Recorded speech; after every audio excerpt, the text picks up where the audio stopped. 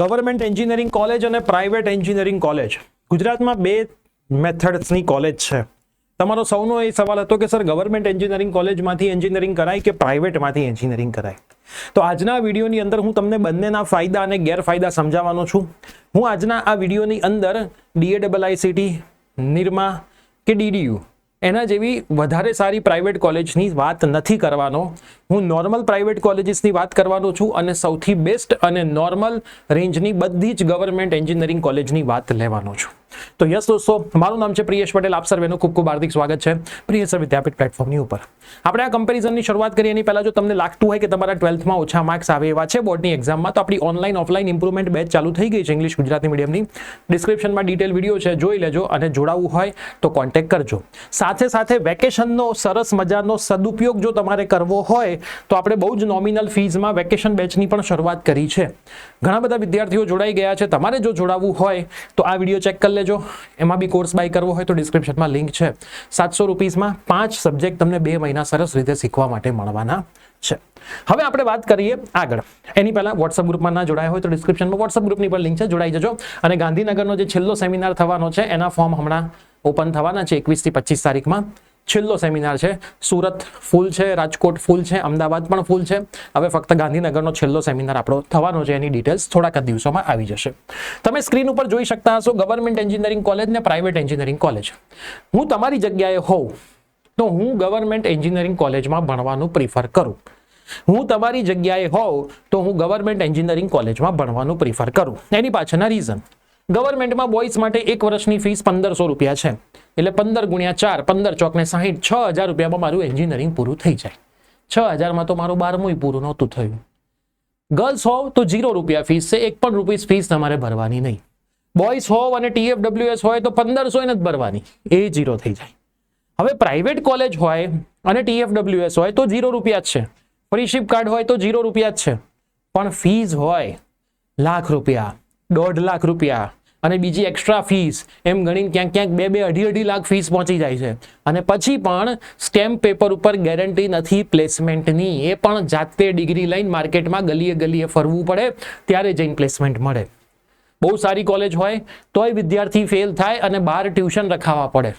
બહુ સારી કોલેજ 2.5 લાખની ફીસ ભરતો હોય એટલે ટ્યુશનવાળા એને એવું જ કે બેટા તારી ફીસ તો 15,000 રૂપિયા એક વિષયની થશે, તારે ભણવું હોય તો. કેમ કે તું કોલેજમાં 2.5 આપે છે, બરાબર, અને 2.5 આપ્યા પછી પાસ નથી થતો ને અમને ભણે તો અમને 15 તો આપ.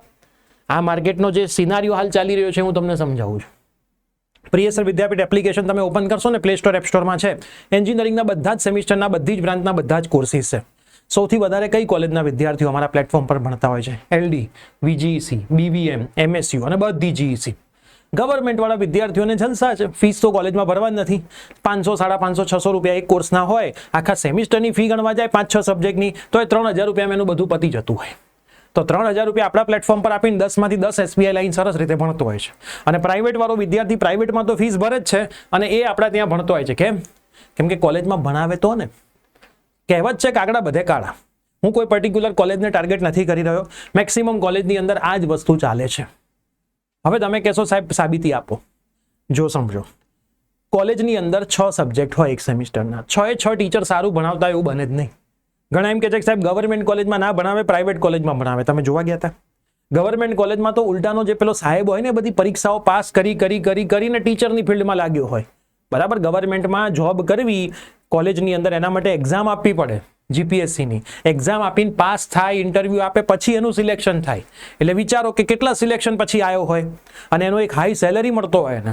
તો મારા કોન્ટેક્ટમાં જે LD કોલેજ છે, GEC ગાંધીનગર છે, VGECના જેટલા પણ ફેકલ્ટી મારા કોન્ટેક્ટમાં છે તો ખરેખર સારું ભણાવે છે કોલેજની અંદર અને બહુ હાઈ લેવલના પ્રોફેસર્સ છે. પ્રાઇવેટ કોલેજની અંદર કયો ઇન્ટરવ્યુ આપવાનો હોય? કોલેજનો ઇન્ટરવ્યુ આપવાનો હોય. એમાંય અમુક પ્રાઇવેટ કોલેજ તો એવા જ ટીચરો શોધી રહી હોય કે જે ઓછા સેલરીમાં કામ કરવા તૈયાર થાય. એ જ ટીચર એડમિશન વખતે એડમિશન શોધતો ફરતો હોય. એ જ ટીચર કોલેજની એક્ઝામોમાં સુપરવિઝન કરતો હોય અને એ ટીચર થોડું ઘણું ભણાવી દેતો હોય. એટલે ઓછી સેલરીમાં અત્યારે તો ઢગલો ટીચરો મળી જાય છે. એટલે કોઈ એવું કહેતું હોય કે પ્રાઇવેટ કોલેજની અંદર સરસ ભણાવે, ગવર્મેન્ટમાં ના ભણાવે, તો આ તમારો સૌથી મોટો ભ્રમ છે. આ ભ્રમ દિમાગમાંથી કાઢી નાખજો. ઠીક છે? તો પ્રાઇવેટમાં તમારે ઘણી બધી ફીસ ભરવી પડે. અહીંયા ફીસ ના હોય. પ્લેસમેન્ટ તો ગવર્મેન્ટની અંદર તમે ચેક કરશો કેટલા સરસ પ્લેસમેન્ટ થાય છે. બરાબર, ઘણા સારા પ્લેસમેન્ટ થાય છે. અને અમુક પ્રાઇવેટ કોલેજમાં પ્લેસમેન્ટ થાય છે પણ એનો ડેટા સાચો કોણ આપે છે?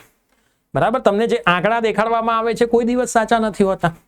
બરાબર, કળિયુગનો પ્રતાપ. જો હું અમુક વસ્તુઓ તમને સત્ય જ કહીશ, બરાબર, મારે ક્યાં કોઈ પ્રાઇવેટ કોલેજમાં એડમિશન કરાવવું છે, બરાબર. એટલે જે સારી પ્રાઇવેટ કોલેજ છે એ લોકો સાચા પ્લેસમેન્ટના ડેટા પણ બતાવે છે, પણ ઘણા બધા ખોટા પ્લેસમેન્ટના ડેટાથી કામ કરે છે. તમે ક્યાંય કોઈને પૂછવા જવાના હતા? ઘણી કોલેજમાં એવું ચાલી રહ્યું છે કે પ્લેસમેન્ટ થઈ જાય, 3 મહિના પછી છોકરાને કાઢી દેવામાં આવે. એટલે એ લોકો એમના ટેમ્પરરી પ્લેસમેન્ટ માટે તો બતાવી જ દે, પછી છોકરો ક્યાંય ભરતો હોય. ઘણી બધી કોલેજમાં કોમ્પ્યુટરની 1500-1700 સીટો હોય, કેટલાનું પ્લેસમેન્ટ થાય? તો આ બધી વસ્તુઓનું તમારે પ્રાઇવેટ ને ગવર્મેન્ટમાં લેવામાં ધ્યાન રાખવું પડે.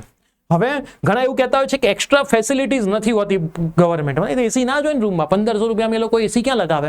હા, અમુક પ્રાઇવેટ કોલેજમાં તમને એસીની ફેસિલિટી મળશે, બહુ જોરદાર કેન્ટીન મળશે, પણ એસી કેન્ટીન આ બધું તમારું ભવિષ્ય નથી બનાવવાનું. તમારું ભવિષ્ય સાચું નોલેજ અને સ્કિલ બનાવવાના છે. ગુજરાતનો સૌથી મોટો ટેકફેસ્ટ LD કોલેજમાં થાય છે, બરાબર, લક્ષ્ય કરીને, જેમાં ગુજરાતની બધી કોલેજ ભાગ લેતી હોય છે. એ કદાચ આ શનિ અને રવિવારે LDમાં લક્ષ્યનો ટેકફેસ્ટ થવાનો છે. એક ઇવેન્ટની અંદર અમારી ટીમને ચીફ ગેસ્ટમાં બોલાયેલી છે. તમને થોડાક જ દિવસમાં એની માહિતી મળશે, બરાબર. અમે જતા જોઈએ છીએ. LDની અંદર અમને બોલાવતા હોય છે, GEC ગાંધીનગરમાં બોલાવતા હોય છે, VGECમાં બોલાવતા હોય છે. જે સારી સારી કોલેજ છે ત્યાં અમારી ટીમને બોલાવતા જ હોય છે.